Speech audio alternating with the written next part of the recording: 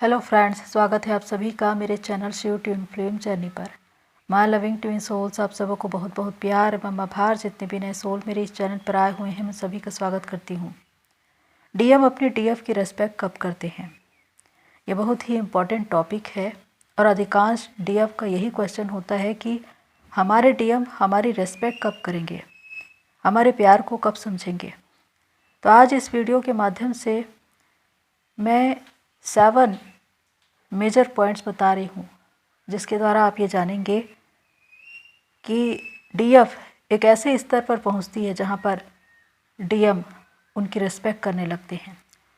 तो आइए जानते हैं उसके विषय में।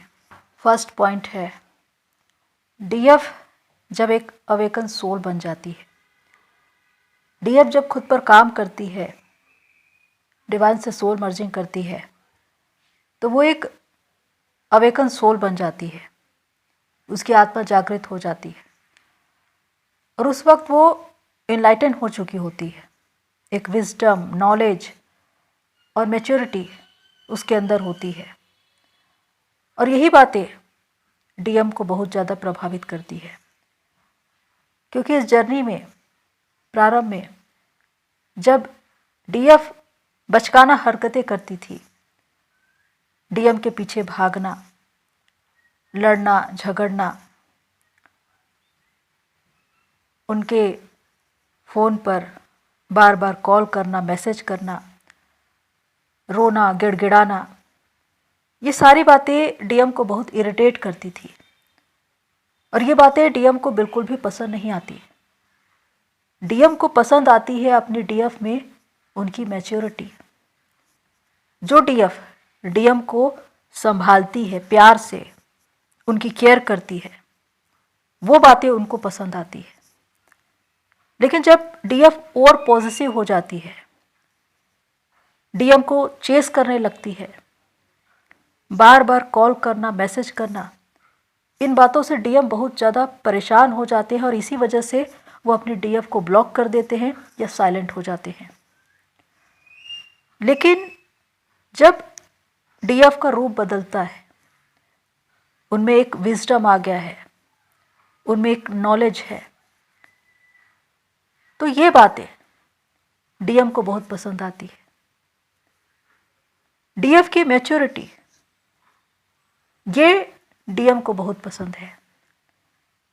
अब डीएफ पहले की तरह हरकतें नहीं करती, वो शांत है, अपने काम में बिजी है, उसने चेजिंग और वेटिंग की एनर्जी को छोड़ दिया है। अब वो डीएम के पीछे नहीं भागती। तो इससे डीएम को पता चल जाता है कि डीएफ अब बदल चुकी है। अब वो उसके पीछे भागती नहीं और न ही उसको परेशान करती है। तो यही बातें डीएम को डीएफ की ओर आने के लिए प्रेरित करती है और इसी वजह से डीएम की नज़र में डीएफ की वैल्यू बढ़ जाती है और वो उनकी रिस्पेक्ट करने लगते हैं। सेकंड पॉइंट है, जब डीएफ में डीएम एनर्जी एक्टिवेट हो जाती है, जब डीएफ खुद पर काम करती है तो उनकी डीएम एनर्जी यानी कि शिव एनर्जी एक्टिवेट हो जाती है, जागृत हो जाती है और वो डीएफ एनर्जी के साथ मिलकर क्रिएशन करने लगती है।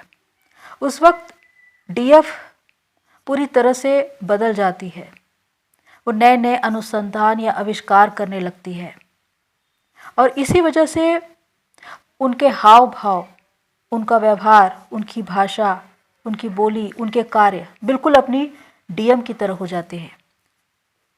वो एक अलग ही कॉन्फिडेंस में दिखाई देती है, उनमें एक व्हील पावर दिखाई देता है और इसी वजह से कि वो डीएम एनर्जी में आ गई है, वो एक लीडर की तरह दिखाई देती है और बड़े बड़े मुकाम पर पहुंचती है, अलग अलग क्षेत्र में एक लीडर की तरह काम करती है और ये देखकर डीएम को बहुत खुशी होती है, क्योंकि वो खुद भी एक डीएम एनर्जी है, वो एक कॉन्फिडेंस है, एक व्हील पावर है और इसी वजह से कि वो खुद एक डीएम एनर्जी है, अपनी डीएफ में भी उसी एनर्जी को देखना चाहते हैं, उसी कॉन्फिडेंस को देखना चाहते हैं।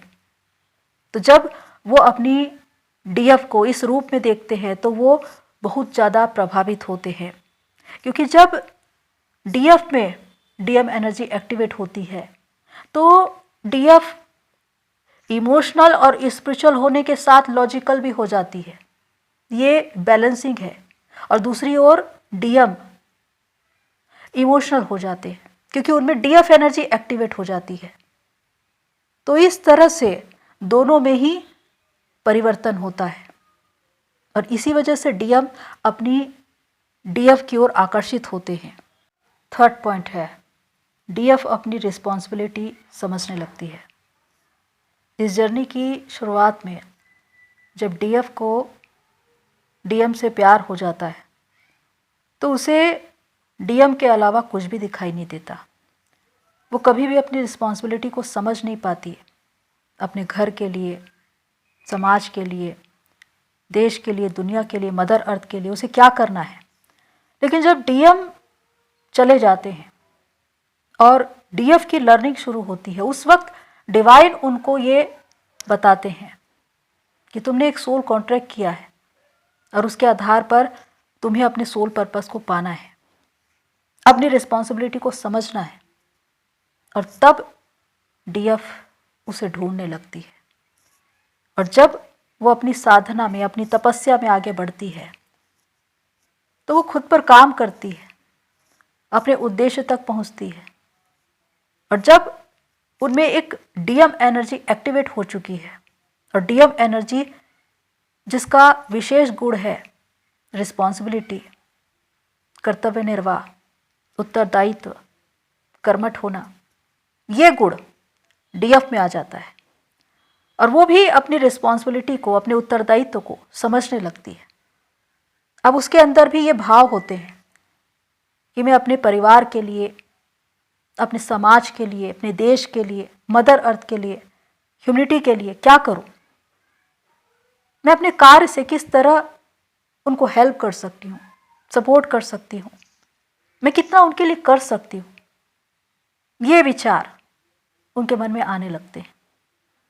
इसीलिए बहुत सी डीएफ लीडर की तरह कार्य करती है, सोशल वर्कर बनती है, देश में, समाज में कार्य करती है और इसी वजह से वो जानी जाती है।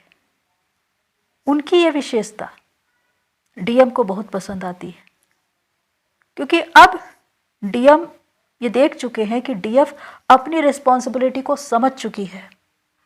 इसलिए अब उनके जीवन में डीएफ के लिए जो रिस्पॉन्सिबिलिटी है उसको वो निभाना चाहते हैं।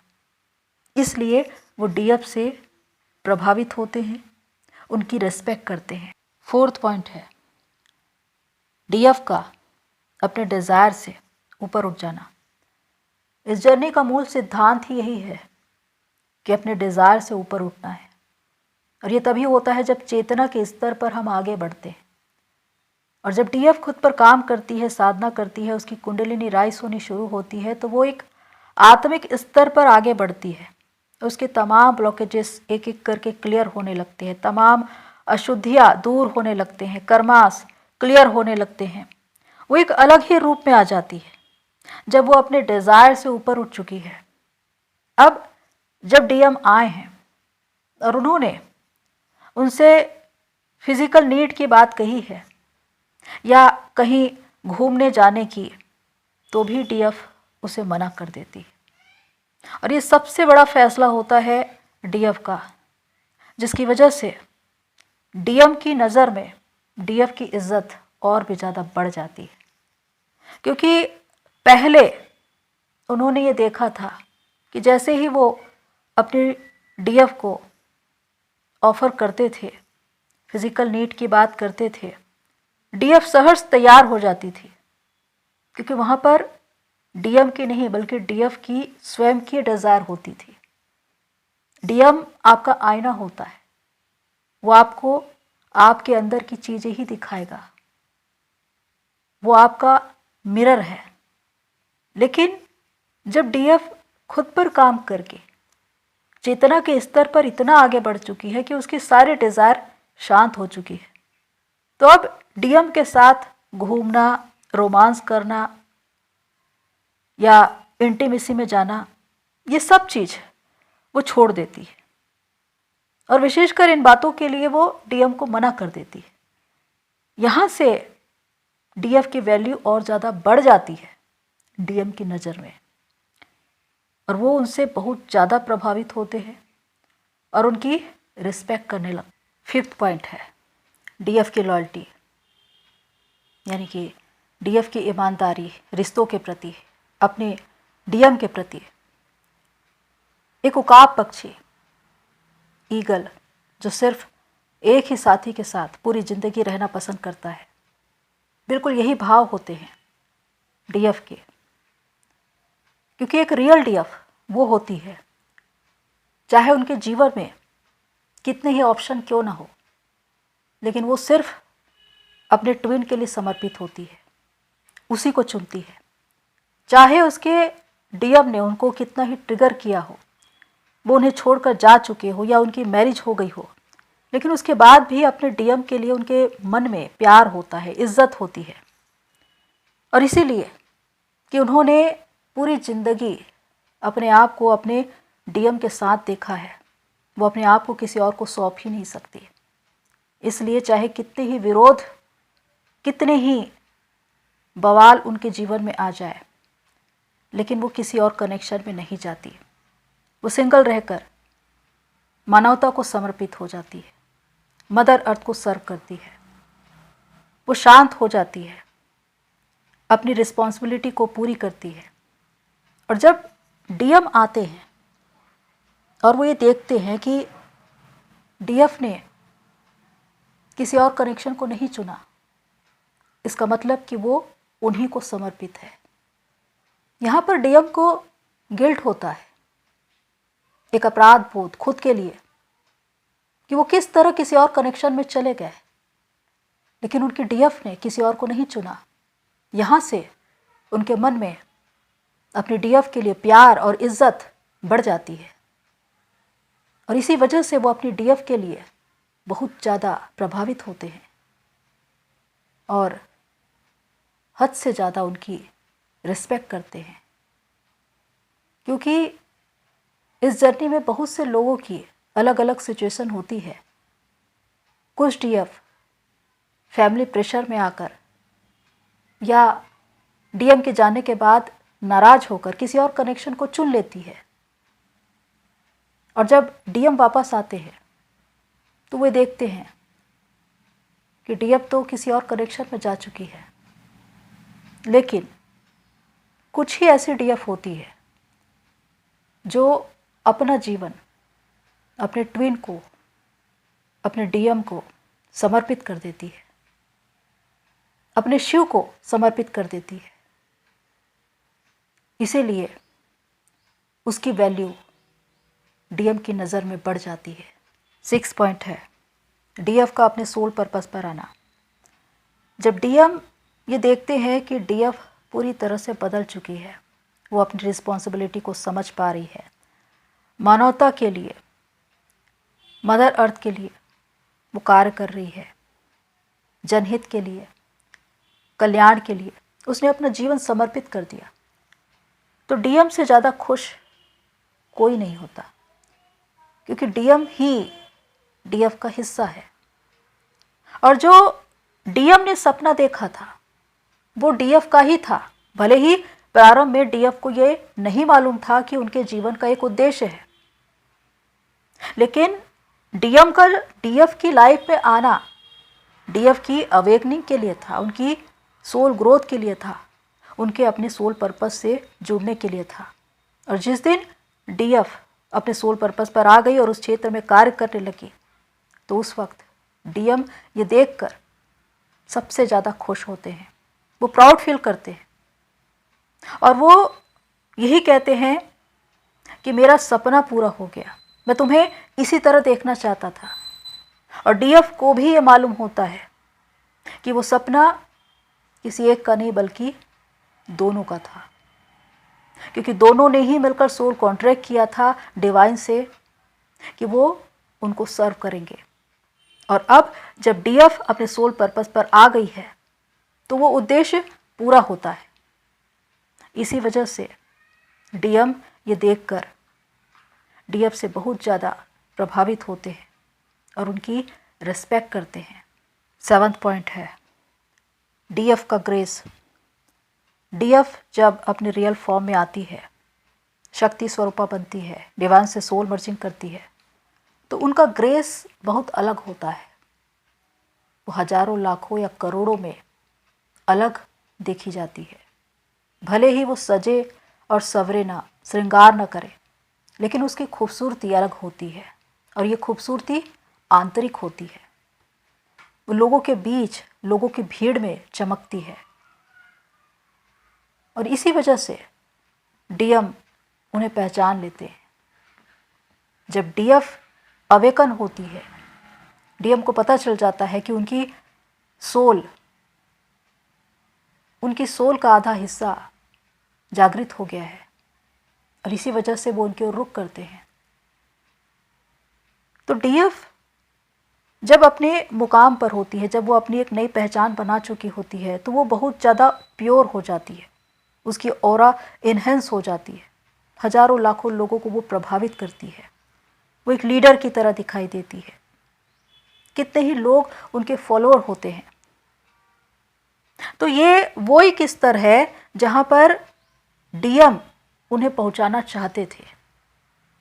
हालांकि डीएफ को ये मालूम नहीं था, लेकिन जब डीएफ अपने उद्देश्य से जुड़ती है तो उनको पता चल जाता है कि उनके डीएम उनकी लाइफ में क्यों आए थे।